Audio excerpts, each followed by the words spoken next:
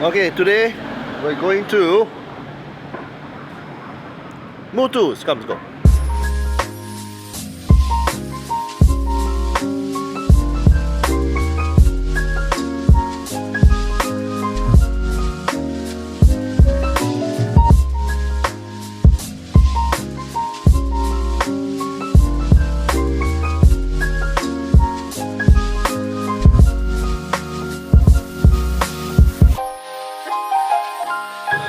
Okay, hi, you're watching Gregsby Eats, and we're at Muthu's Curry to talk about the origins of fish head curry. The dish was invented and originated in Singapore. Yes, it is uniquely Singaporean. So what is fish head curry? Well, it's basically a spicy South Indian curry, more towards the tamarindy, soury side. And there's a fish head, and there are vegetables like brinjals, lady's fingers, and tomatoes. So why are we picking the fish head curry at Muthu's restaurant rather than any other Indian restaurant? Well, because it is almost undisputed that Muthu's is one of the early pioneer Indian restaurants which first sold the dish in Singapore, way back in 1969. That said, there is lots of debate as to where the best fish head curry is. So come, let's order one. Hi, excuse me. Can I just order a small fish head curry and then one rice and sauce? Can I? Okay, thank you very much. Okay, so when it comes to food in Singapore, fish head curry is possibly the city-state's most iconic dish.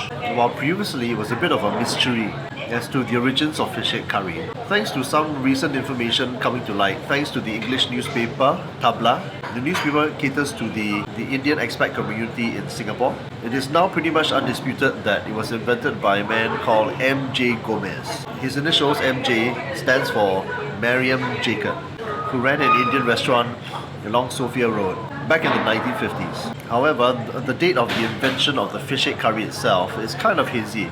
Some say 1949, some say 1952. So the story goes that Gomez came to Singapore from Trivandrum, the capital of Kerala, in the 1930s before returning to get married. After the birth of his first child, a daughter, he returned to Singapore, got caught up with World War II in Singapore. When the war ended, Mr. Gomez went back and spent a few years in India. That was when his son John was born.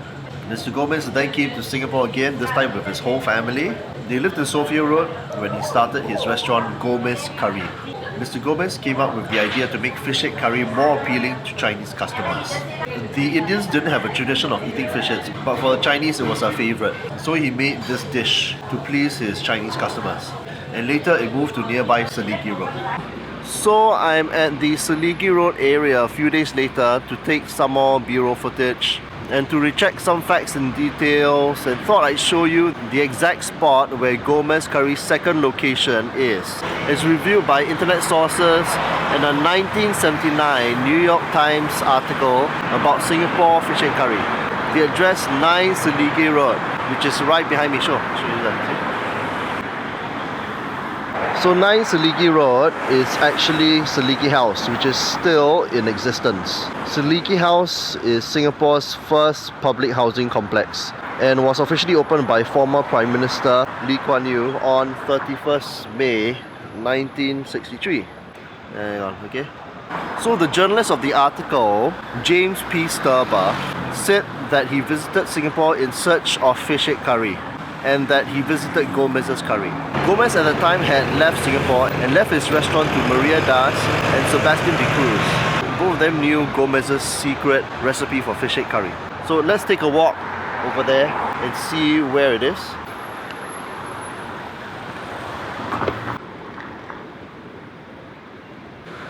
Seligi House.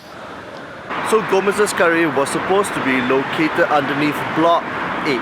There you go, Block 8, and it's right, there we go, over there, see?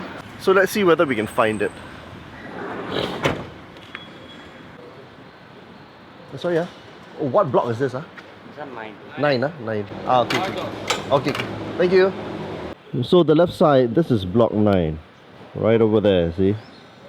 And the trading shed shelter over there, that is 9A. And Block 8 is right here.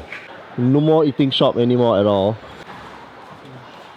Uncle, do you mind I ask you, do you remember Gomez Curry? No more. I know, but do you know which unit it was? Behind. Oh, behind over there, is it? Corner. A corner over there. This one. Oh, Near the lift there. near the lift there, is it? Oh, I No see. more, no more already. No more already, huh? Okay, okay. Long Alright. time ago. Okay. Yeah. Okay, thank you. Thank you. Okay. So according to the uncle, he says that it is the unit next to the lift, I suppose. And that is roughly over here. So this is the lift for block 8. One lift. And there's another lift over here. And right over here is the shop. Here, closer shop. Here. So as far as I know, it's probably one of these shops. Either this one. Looks like a nail parlor or something. Future salon.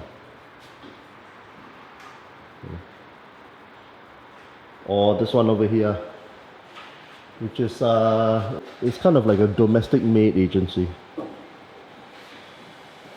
So there you have it, Gomez Curry's second location at Block 8 Seligi House, 9 Seligi Road. Either one of these two units. Okay, back to the vlog. Now at this point, the history is a bit hazy. Some credit MJ Gomez for the South Indian style of fish head curry as it is in its present form. Some others claim that Gomez's version wasn't a South Indian style at all. This is where Muthu's curry comes in. In operation since 1969, the restaurant claims that during that time, there was fish head curry but more Chinese in style. And there was no such thing as a South Indian style of fish head curry. So the restaurant's owner, the late Mr. Ayakanu, created the South Indian style of fish head curry, the version that we know of today. And the fish head curry has gone on to win numerous restaurant awards, best fish head curry, yada yada yada, many times over. But anyway, as for Gomez, he handed over his restaurant to the waiter, the cook, and a trishaw rider he had made friends with. But the restaurant closed down a few years after. Gomez returned to India in 1964, settled in his ancestral hometown of Kollam, and lived there till he died of a heart attack in 1974, aged 67. According to Dr. John Gomez, his 71-year-old son, Gomez did not start any other restaurant when he went back to India, and he simply led a quiet, retired life. In the article, there is one funny anecdote though. In Gomez Curry's heyday, the former Singapore Prime Minister Lee Kuan Yew dropped in to try the fish head curry, and apparently his face turned red after he had the spicy curry. Anyway, let's wait for the fish head curry.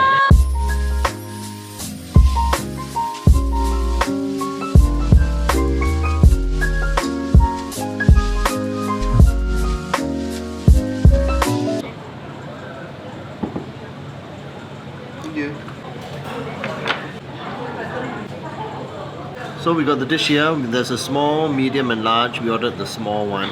It's huge, okay? It's $22 and it's... we ordered some rice. And it doesn't look as though they actually add any brinjals inside, but I see some lady's fingers and some pineapples. It looks like a huge fish head which they serve. It's not just the head. There's actually a little bit more than that, which is actually behind. So it's about 500 to 600 grams of sea bream, or what the locals call angoli, which is actually pretty great value for the price, considering it's only 22 bucks.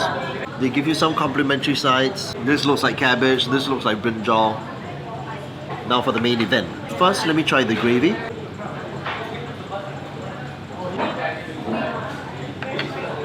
So, what's it taste like? Today, I think the curry powder is a bit on the powdery side. The taste, it's savory. It's not overly savory, but it's savory. There are like all these tamarind spices inside. Don't be deceived by if you see these decorative pineapples on top. Okay, this is by no means a fruity curry or a light curry or anything. Okay, it is actually pretty spicy. Rather, it's not spicy for me. For me, it's a medium spiciness, but if you're not used to spice, you may find this a little bit on the high side. And then you eat it rice.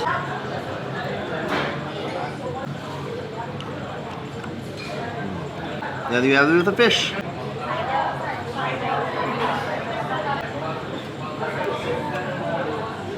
Wow, that's so nice. If you eat the curry alone, you might think that you need just that little bit more of savory flavor. But if you eat it with the fish adds a little bit more salt to it. So you eat the fish with the curry and the rice, right? The level of savoriness is just right. You pair it up, and you eat everything.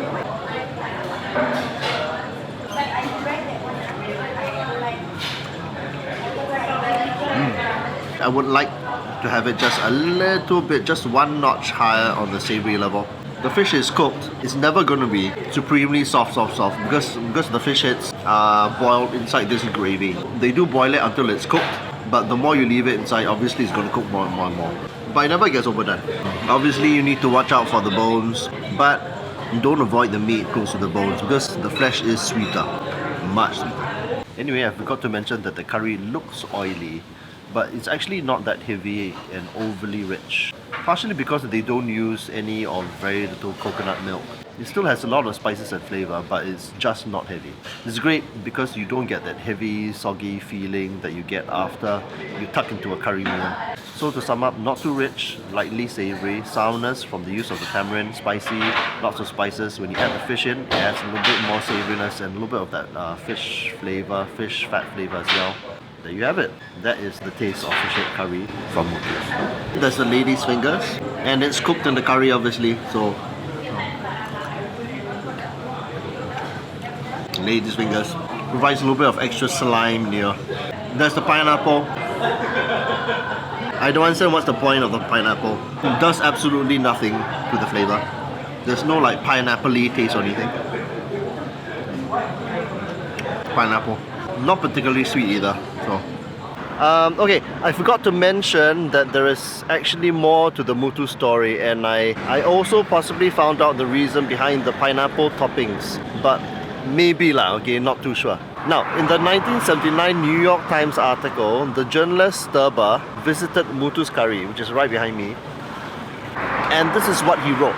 At Muthu's restaurant, 78 Racecourse Road, which is also in the predominantly Indian part of town, the fish head curry was opposite in taste from that of the Gomez. Almost too mild and sweet. Perhaps because pineapple is a major ingredient, we moved on. He also found Gomez's curry sauce to be as coarse as it was hot, and that the red chilies overpowered the rest of the ingredients. So the story given by Muthu's curry is that they essentially invented the South Indian style of fish head curry. It's not quite in line of that in this 1979 New York Times article. Now, I've reached out to Muthu's curry for some sort of clarification, and if they do reply, I'll write the answer below in the comment section. Yeah. But whatever the case, whether they initially served the mild and sweet curry in its early years is really a moot point lah. What Muthu serves in current times is indeed a South Indian style of curry. That said, it does serve as a pretty good explanation as to the small pineapple slice which they serve on every fish head curry. A homage to the original milder, fruitier, sweeter curry recipe that they used to serve perhaps? Who knows? Very quickly, some lentils with cabbage. No. Stir fried, nicely cooked through, light flavoured, lightly savory. Very nice. This one is the heavier one.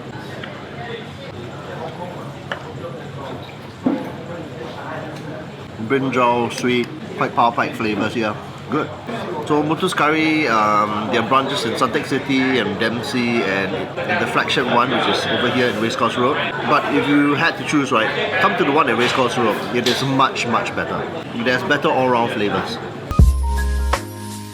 So there you have it, the origins of fish head curry, a uniquely Singaporean dish invented in Singapore itself. And yes, if you haven't guessed by now, I screwed up the conclusion again.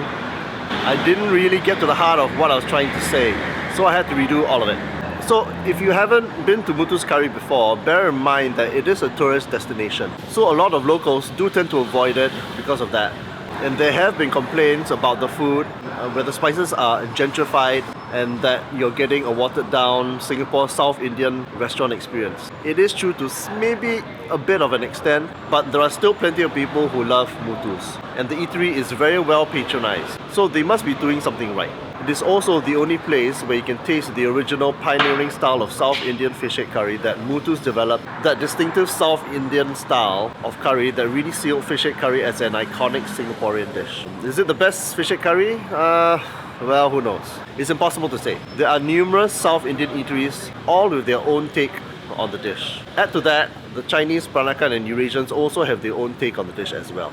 As for what I think, all I can say is that I haven't eaten Muthu's for a few years prior to this vlog, and Muthu's version actually impressed me quite a bit. So if you're one of those people who didn't think much of Muthu's fish head curry before, I would say give it another go. You might be pleasantly surprised. So, thanks for watching another episode of Crispy Eats, where I eat through the whole of Singapore. Don't forget to like, subscribe and comment below on your favorite fish head curry or whatever you know about the origins of fish head curry, and I'll see you in the next one. Bye bye.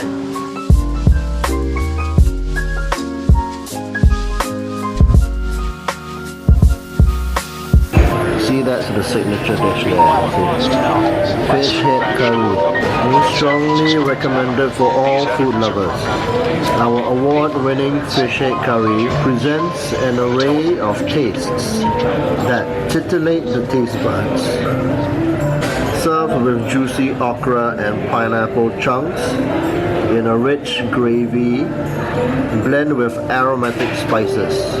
It's a potent concoction that also has a touch of tamarind that's filled with the spicy tastes that are unique to Mutu's. Oh, and then you get seasonal stuff. Sea bream, sea bass, red snapper. 22, 27, 32. Go!